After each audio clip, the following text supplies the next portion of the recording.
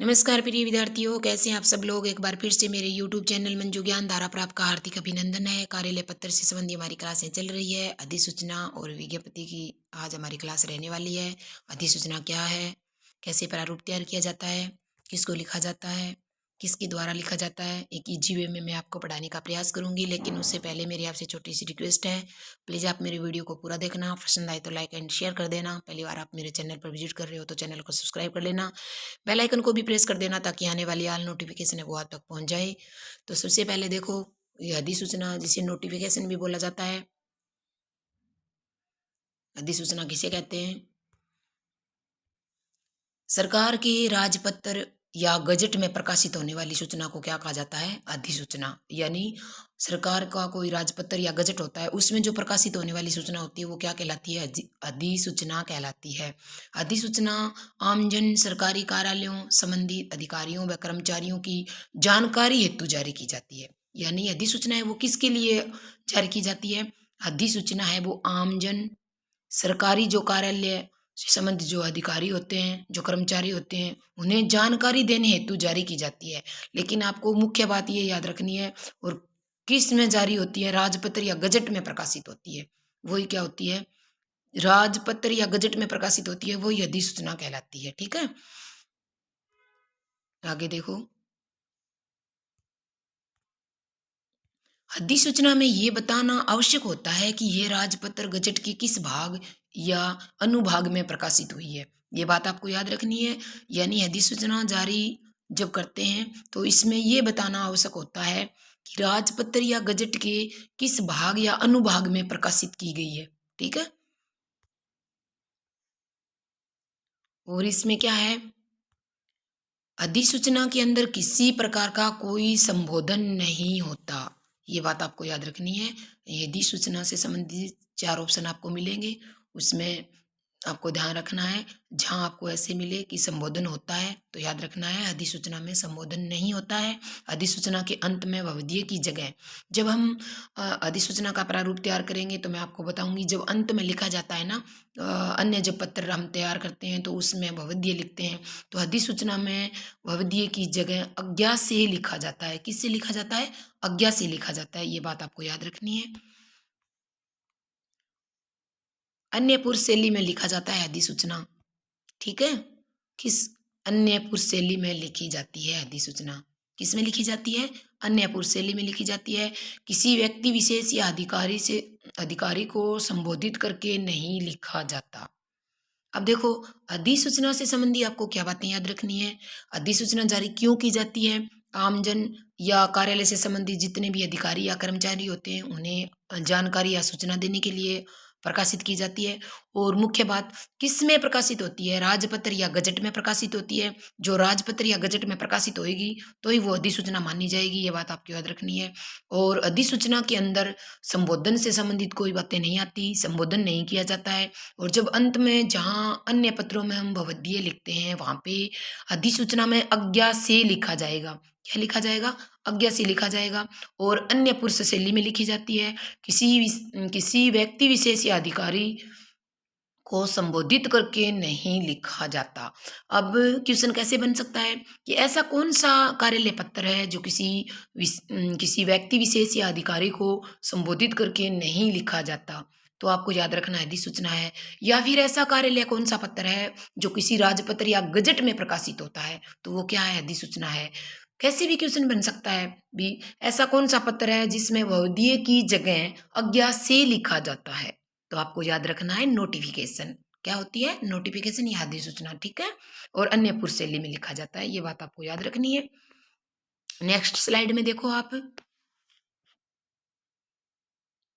इसमें और क्या क्या बातें आपको ध्यान रखनी है। अधिसूचना में धारा एवं उपधारा का प्रयोग जरूर होता है। कोई अगर कार्यालय पत्र हम लिख रहे हैं उसमें धारा एवं उपधारा का प्रयोग नहीं किया गया है, या फिर राजपत्र या गजट में प्रकाशित नहीं है, तो वो अधिसूचना नहीं मानी जाएगी। अधिसूचना में धारा एवं उपधारा का प्रयोग जरूरी होता है और राजपत्र या गजट में प्रकाशित होती है। और किससे संबंधित होती है, किस बात की जानकारी देने के लिए होती है, तो देखो आप, जो राजपत्रित जो अधिकारी होते हैं उसकी पदोन्नति, नियुक्ति, स्थानांतरण, अवकाश, सेवानिवृत्ति, वेतन में वृद्धि आदि सूचनाएं अधिसूचना का विषय होता है। यहाँ से फिर क्वेश्चन बनता है, देखो भी ऐसा कौन सा कार्यालय पत्र है जिसमें जो राजपत्रित जो अधिकारी होते हैं उसकी पदोन्नति, नियुक्ति, स्थानांतरण, अवकाश, सेवानिवृत्ति, वेतन आदि की सूचनाएं दी जाती है। तो वो कौन सा कार्यालय पत्र होता है? अधिसूचना होता है। क्या होता है? अधिसूचय अधिसूचना होता है। ठीक है, आपको ध्यान रखना है। ठीक है, अधिसूचना होता है। ऐसे भी आ सकता है कि ऐसा कौन सा विषय है जो अधिसूचना से संबंधित नहीं है। तो देखो कौन कौन से विषय हैं जो अधिसूचना से संबंधित हैं, आपको ध्यान रखने हैं। यानी जो राजपत्रित जो अधिकारी होते हैं उसकी पदोन्नति, नियुक्ति, स्थानांतरण, अवकाश, सेवानिवृत्ति, वेतन वृद्धि आदि जो विषय होते हैं वो किससे संबंधित होते हैं? अधिसूचना से संबंधित होते हैं। तो नीचे आपको 4 ऑप्शन मिलेंगे, उनमें ऐसे भी हो सकता है भी ऐसा कौन सा विषय है जो अधिसूचना से संबंधित नहीं है या फिर है। तो आपको अच्छे से ध्यान रखना है। ठीक है, अब आप देखो अधिसूचना का प्रारूप कैसे तैयार करेंगे। इसमें क्या होता है, अधिसूचना का प्रारूप लिखेंगे, उसके बाद भारत सरकार के राजपत्र भाग 3 के अनुभाग 7 में जब ये जो कार्यालय जो पत्र लिखा जाता है अधिसूचना, ये राजपत्र या गजट जरूर होता है, गजट में प्रकाशित होता है, लेकिन बताना होता है भाग 3 के अनुभाग 7 में लिखना जरूरी है। फिर भारत सरकार, फिर नई दिल्ली, उसके बाद अधिसूचना की जो संख्या होती है वो देनी होती है, इधर दिनांक होता है, फिर यहाँ अधिसूचना लिखेंगे, फिर विषय लिखेंगे।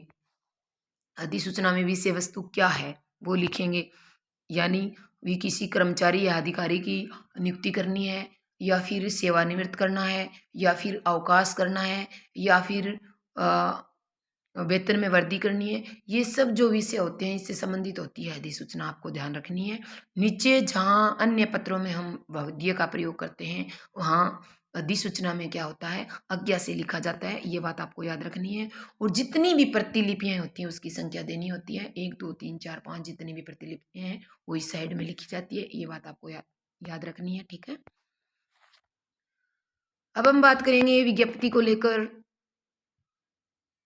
विज्ञप्ति क्या है, तो देखो गजट के अलावा पहले मैंने आपको अधिसूचना बताया, अधिसूचना तो राजपत्र या गजट में ही प्रकाशित होती है, वो ही अधिसूचना कहलाती है।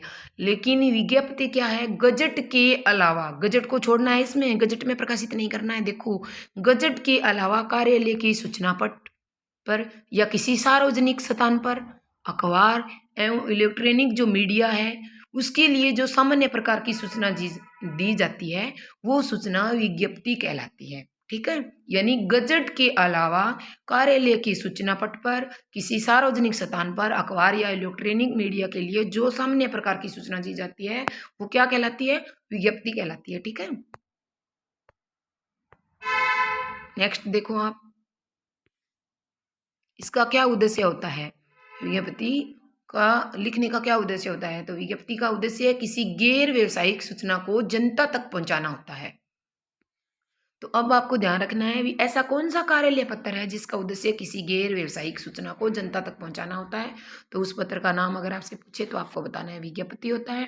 विज्ञप्ति को सीधा समाचार पत्र कार्यालयों में न भेजकर सूचना अधिकारी के पास भेजा जाता है।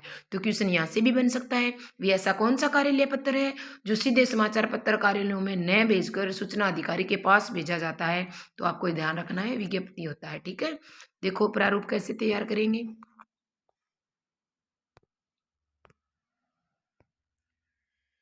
विज्ञप्ति कार्यालय का नाम एवं पता लिखेंगे, फिर इधर इस साइड में क्रमांक लिखेंगे, यहाँ दिनांक लिखेंगे, उसके बाद दिनांक, यानी इसमें एक बात आपको ध्यान में रखनी है, विज्ञप्ति की दिनांक से पूर्व प्रकाशित या प्रकाशित एवं प्रसारित नहीं किया जाएगा। जब जो दिनांक लिखी गई है उसी दिनांक में क्या करना है, उस दिनांक से पहले ये न तो प्रकाशित या प्रसारित नहीं होता है। ध्यान रखना है दिनांक से पूर्व प्रकाशित या प्रसारित नहीं किया जाएगा। किसको? विज्ञप्ति को। इसमें संख्या भी लिखी जाती है और विषय जो होता है वो लिखा जाता है, मुख्य विषय क्या है वो लिखा जाता है। उसके बाद नीचे जारी करने वाले अधिकारी का नाम या पदनाम दिया होता है।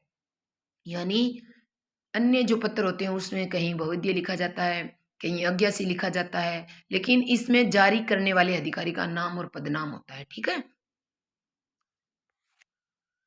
अब हम देखेंगे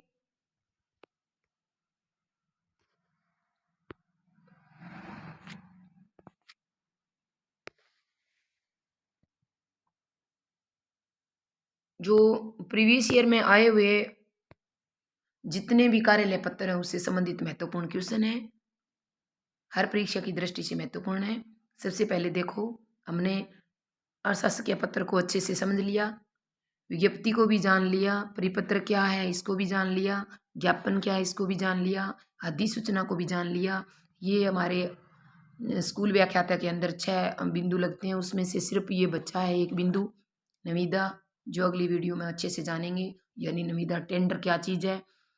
अगर ये अर्थशास्त्र पत्र, विज्ञप्ति, परिपत्र, ज्ञापन, अधिसूचना, ये सब मैंने आपको अच्छे से बता दिए।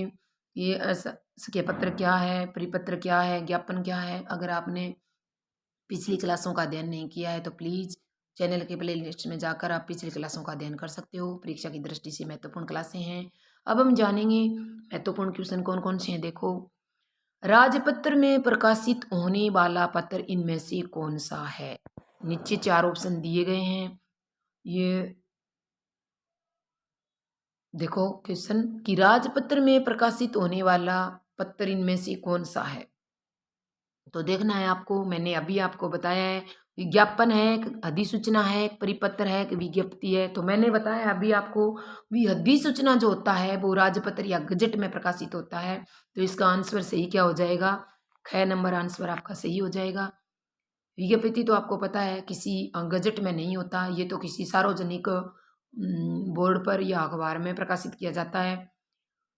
और परिपत्र एक ऐसा पत्र होता है जो एक बार लिखा जाता है और सभी अधिकारियों और कर्मचारियों को, अपने जितने भी अधीनस्थ अधिकारी कर्मचारी होते हैं, एक ही सूचना को सभी को एक साथ भेजा जाता है परिपत्र में। तो मैंने आपको ये पिछली क्लासों में पढ़ाया है। नेक्स्ट क्वेश्चन देखो आप, 2 नंबर क्वेश्चन क्या कह रहा है, जो पत्र अनेक विभागों, ध्यान देना, जो पत्र अनेक विभागों व्यक्तियों को भेजा जाता है उसे क्या कहते हैं। यानी अपने समकक्ष, यानी अपने समान, अपने अधीन, अपने जो नीचे होते हैं, अनेक विभाग, अनेक अधिकारी या कर्मचारियों को जो पत्र भेजा जाता है उसे क्या कहते हैं। तो मैंने आपको अच्छे से पिछली क्लासों में पढ़ाया है, परिपत्र, सर्कुलर कहते हैं। क्या कहते हैं, जिसे सर्कुलर कहते हैं, परिपत्र कहते हैं। किसको, जो पत्र अनेक विभागों, अनेक व्यक्तियों को भेजा जाता है उसे परिपत्र या सर्कुलर कहते हैं। ठीक है, नेक्स्ट क्वेश्चन देखो, 3 नंबर क्वेश्चन क्या कह रहा है, सरकारी प्रतिष्ठानों द्वारा समान आपूर्ति या निर्माण आदि कार्यों हेतु इनमें से कौन सा पत्र समाचार पत्रों में प्रकाशित किया जाता है। सरकारी प्रतिष्ठानों का द्वारा समान आपूर्ति या निर्माण आदि कार्यों हेतु इनमें से कौन सा पत्र समाचार पत्रों में प्रकाशित किया जाता है। तो अधिसूचना मैंने आपको बता दी, गजट में प्रकाशित होती है। और परिपत्र मैंने आपको बता दिया, एक से अनेक अधिकारियों को भेजा जाता है। लेकिन ये जो निविदा होता है ना, ये टेंडर होता है, एक प्रकार का समझौता होता है। ये जो आगे वीडियो बनाऊंगी उसमें मैं आपको अच्छे से पढ़ाऊंगी, लेकिन इस फिलहाल इस क्वेश्चन का आंसर क्या होगा, निविदा या टेंडर होगा। ये टेंडर के माध्यम से, समझौते के माध्यम से जितने भी सामान आपूर्ति करवानी होती है उसके माध्यम से किया जाता है। ठीक है, तो इसका आंसर ये निविदा सही हो जाएगा। नेक्स्ट क्वेश्चन देखो आप,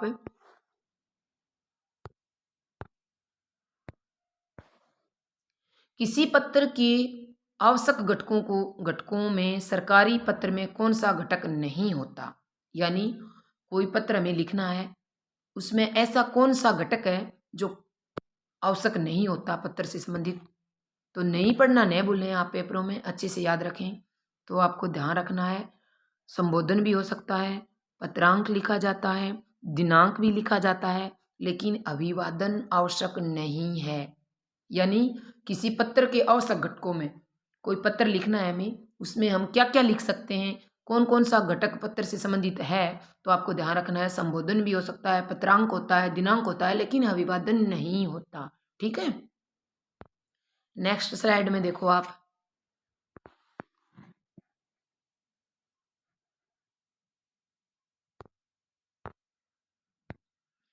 वह कौन सा शासकीय पत्र है जिसमें अनौपचारिकता शैली का प्रयोग किया जाता है? ऐसा कौन सा शासकीय पत्र है जिसमें अनौपचारिकता का शैली का प्रयोग किया जाता है? भी परिपत्र है, या फिर अशासकीय पत्र है, या कार्यालय कार्यालय आदेश है, या शासन आदेश है? तो आपको ध्यान रखना है अर्धशासकीय जो पत्र होता है इसमें अनौपचारिकता का प्रयोग किया जाता है, अन्य पुरुष शैली में लिखा जाता है, इसकी भाषा है वो क्या होती है, शिष्ट होती है, मधुर होती है, आदेशानुसार नहीं होती है, ध्यान रखना है आपको। ठीक है, इसको अशासकीय या असरकारी पत्र भी बोला जाता है।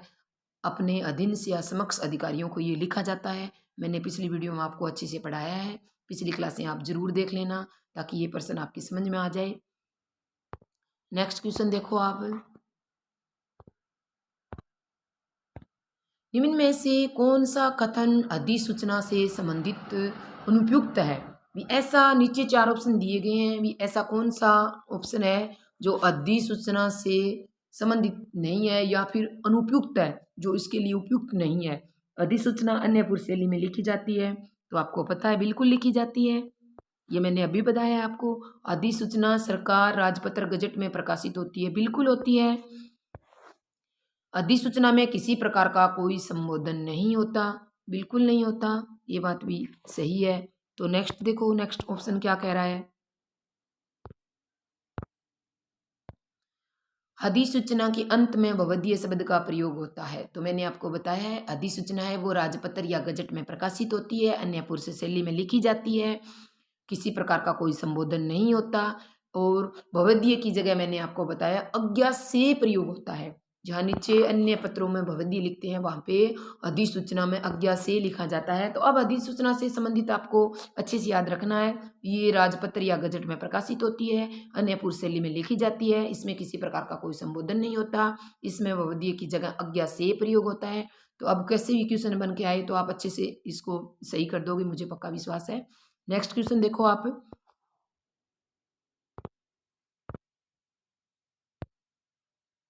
ये हमारा लास्ट क्वेश्चन है।